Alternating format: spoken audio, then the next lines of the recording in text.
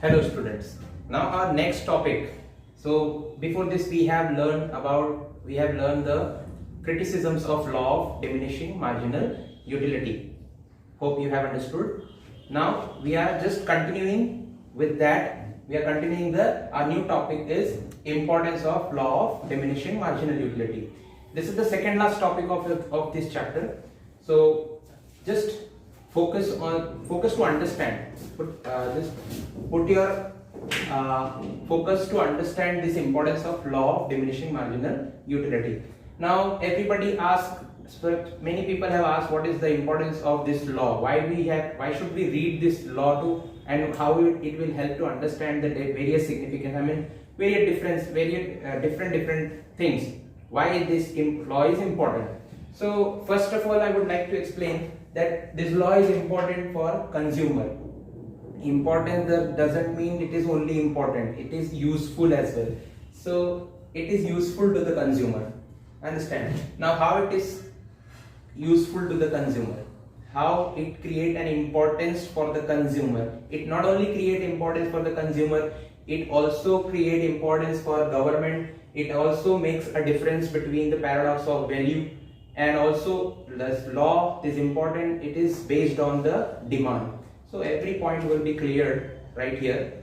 So starting with the first is useful to the consumer. Now what Alfred Marshall says that this law is it has an importance for consumer. Now how? So this law creates awareness.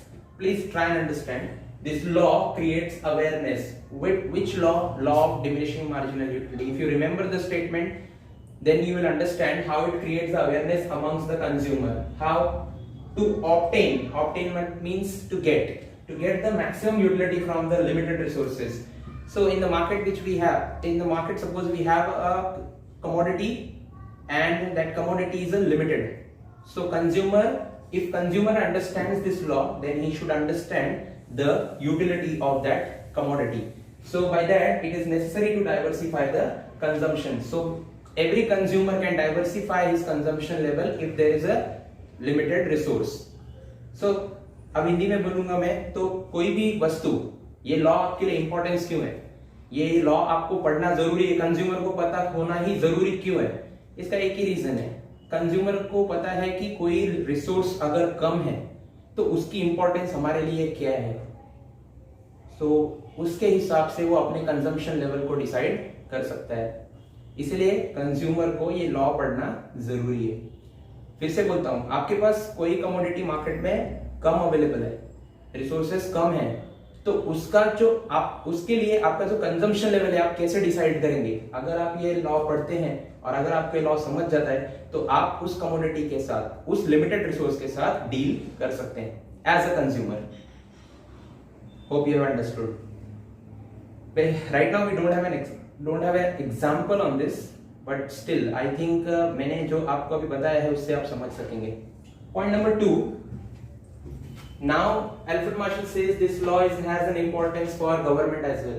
अब ये law अगर government समझती है तो उससे उसको क्या फर्क पड़ता है, उससे उसको क्या फायदा है, इसके क्या यूज है गवर्नमेंट के लिए? सो बहुत ही सिंपल चीज है that this law again it is useful to the government for framing various policies such as progressive tax policy. It is useful for framing trade policy. It is useful for framing pricing policy. So आपको ये सारे tax policy, ये trade policy, ये pricing policies ये समझने की जरूरत नहीं है. जस्ट इतना समझिए कि टैक्स पॉलिसी तो आपको समझ में आया होगा. What is tax policy? So tax policy is nothing, just only to create और मेकिंग अ टैक्स रेट. किस तरह गवर्नमेंट अपना टैक्स रेट डिसाइड करेगी? सो ये लॉ गवर्नमेंट को यूजफुल है अपने टैक्स पॉलिसी को डिसाइड करने के लिए.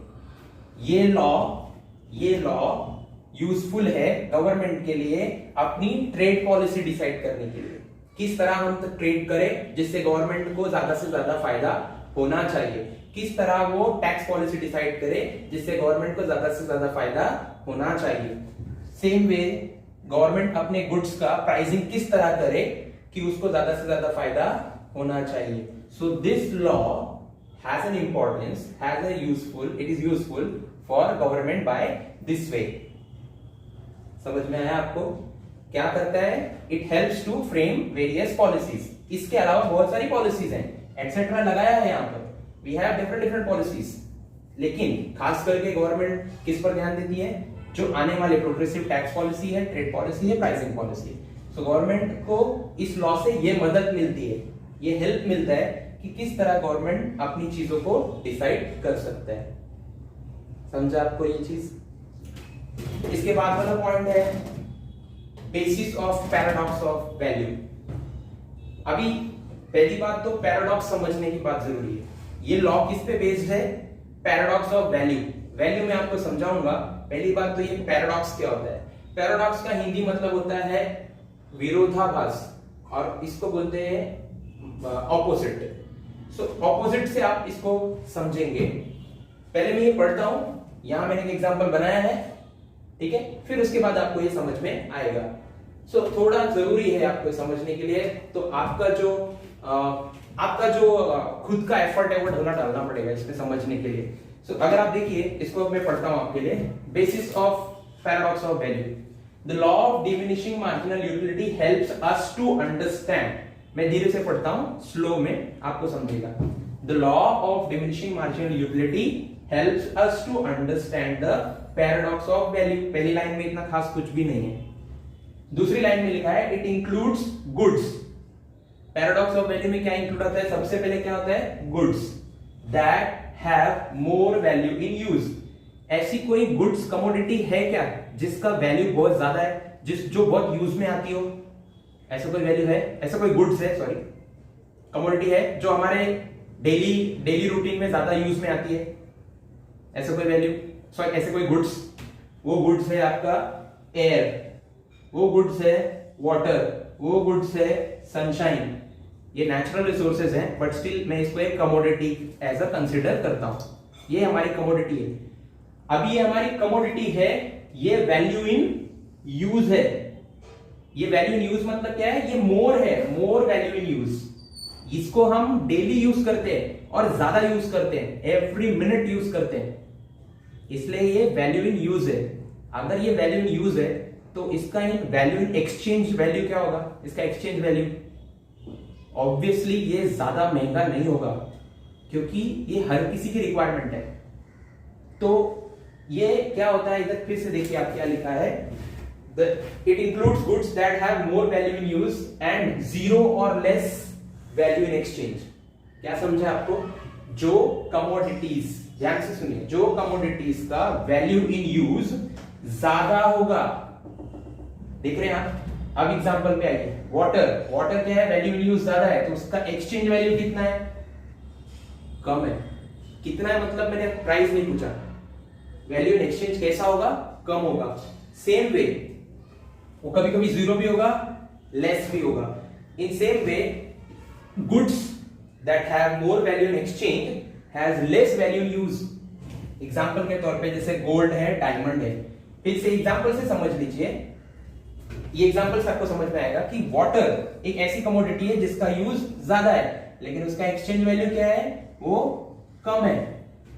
और वहीं पर आपके पास डायमंड है जो एक्सचेंज वैल्यू ज्यादा है, लेकिन उसका यूज कम होता है। ये कम क्यों है? क्योंकि डायमंड्स लिमिटेड होते हैं। वो एक स्टोन है बट वो लिमिटेड है, इस वजह से उसका जो यूज है वो कम होता है, इसलिए उसकी प्राइस ज्यादा होती है। ये चीजें आपको कैसे समझ में आई? इसी को कहते हैं पैराडॉक्स। आपने इसका वैल्यू इन एक्सचेंज और वैल्यू इन यूज को अपोजिट करके समझा। तो ये कैसे समझ में आया आपको?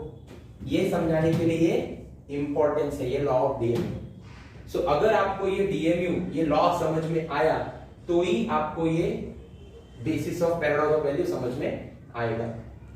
समझ में आया आपको ये? सो ये एग्जांपल के तौर पे ये पूरी चीजें अगर आप देखेंगे तो आपको ये फिर से समझ जाएगा। बहुत ज्यादा हार्ड या बहुत ज्यादा टफ नहीं है ये, ठीक है? इसके बाद और एक पॉइंट है बेसिस ऑन डिमांड, वो हम अभी डिस्कस करेंगे। Alright, so we have fourth point in importance of law of DMU, that is basis of law of demand. So after this the third chapter is going to be start, that is law of demand or demand analysis. So in that demand analysis you will learn the law of demand, that is the second law. So before you understand that law, if you want to understand that law, so this law of DMU is a basis. Basis means what? It's a base. It's a base of law of demand. So what you have learned is in this law of demand, law of DMU, every commodity, for interest of every commodity falls down. It declines with increasing the stock of the commodity which you already has. Let me repeat. Interest of the commodity declines with an increase in the stock of commodity which you already has. जो commodity आपके पास already है उसको आप एक एक करके और consume करना चालू करोगे तो उसका जो इंटरेस्ट लेवल है वो कमोडिटी बाय कमोडिटी कम होते चले जाता है. ये हमने लॉ में पढ़ा था. अब इसके बेस पे आप लॉ ऑफ डिमांड सीख सकते हैं. कैसे? The law of demand is based on the law of DMU, that is law of diminishing marginal utility. According, अभी लॉ क्या कहता है, लॉ ऑफ डिमांड क्या कहता है वो समझने की जरूरत है. According to the law of demand, the quantity demanded of goods rises with the fall in the price. Understand this. जब quantity demand of a good rises, जब किसी क्वांटिटी या किसी भी कमोडिटी का डिमांड राइज होगा विद, कब होगा? किसी भी कमोडिटी का डिमांड कब बढ़ेगा?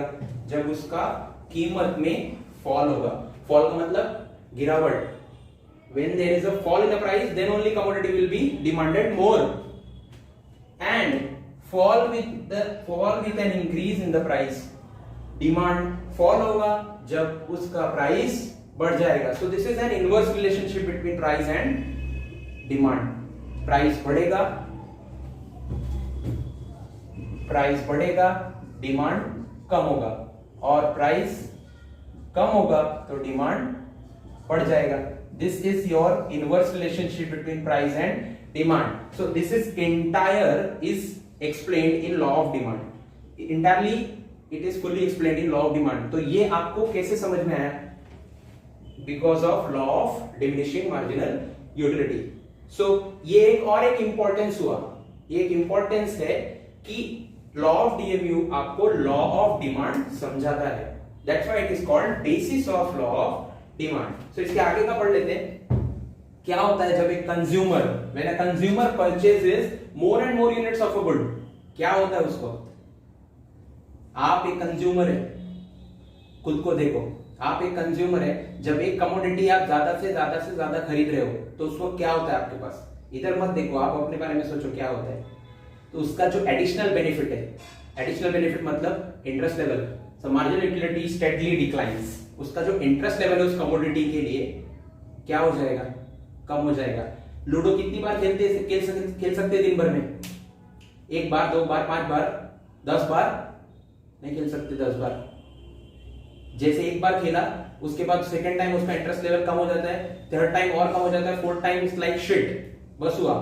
उसी तरह हर कमोडिटी जैसे जैसे ऐड होती जाएगी उसका marginal utility, interest level, additional benefit आपके लिए डिक्लाइन होता जाता है. ये लॉ में था. हेंस इसलिए he would buy additional units of commodity only at a lower price. तो फिर एडिशनल कमोडिटी कब खरीदेगा कंज्यूमर? जब उसकी कीमत कम हो जाएगी. अंडरस्टैंड? ये आपके लिए भी है, मेरे लिए भी है. सो ये एक हर कंज्यूमर के लिए है. अंडरस्टैंड? सो ये आपका लॉ ऑफ डिमांड, ये उसका बेसिक, और ये आपको किसके हेल्प से समझ में आया? लॉ ऑफ डीएमयू के वजह से. सो ये इसका एक इंपॉर्टेंस हुआ. अंडरस्टैंड? सो अभी तक आपने क्या समझ में आया कि ये लॉ क्यों इंपॉर्टेंट है? सो ये लॉ इंपॉर्टेंट है, यूजफुल है किसके लिए? सबसे पहले था कंज्यूमर के लिए, दूसरा था गवर्नमेंट के लिए. इस लॉ ने आपको समझाया कि वैल्यू इन एक्सचेंज और वैल्यू इन यूज का मतलब क्या होता है. और इस लॉ ने सबसे लास्ट में आपको क्या बताया कि लॉ ऑफ डिमांड आप कैसे समझ पाएंगे? जब आप लॉ ऑफ डीएमयू समझेंगे तो. सो हमने इसके पहले डिस्कस क्या किया था? क्रिटिसिज्म्स. अभी हमने क्या डिस्कस किया? इंपॉर्टेंस. तो ये दोनों भी एक ही टॉपिक में आपको अंडरस्टैंड करना है. ठीक है? एक ही बार में इसको अंडरस्टैंड करना है. अभी इसको आप नोट करेंगे अपने नोटबुक में, इसका पिक निकालेंगे, पिक्चर करिए, क्लिक करिए और इसको मेरे पास ईमेल पे भेज दीजिए। इसके बाद आपका एक ही टॉपिक है, वो है आपका relationship between marginal utility and price. समझ में? We will discuss in a next lecture.